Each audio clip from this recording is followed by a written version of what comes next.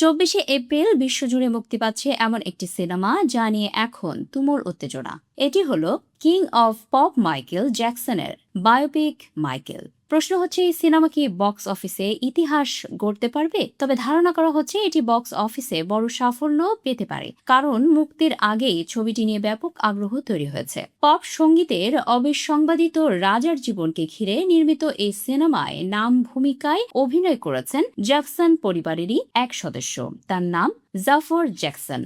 Michael জ্যাকসনের আলোচিত গান bit ইটের মিউজিক ভিডিও থেকে মাইকেলের লুক বেছে নেওয়া হয়েছে।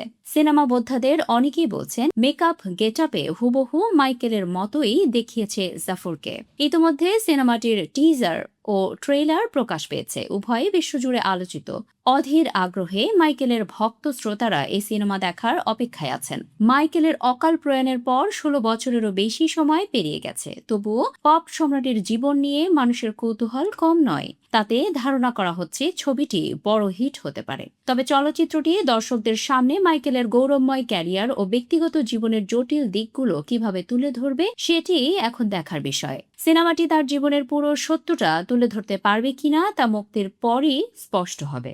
এর আগে বোহেমিয়ান র্যাপসোডি নামের বায়োপিকটি নানা সমস্যার মধ্য দিয়ে নির্মিত হয়েছিল।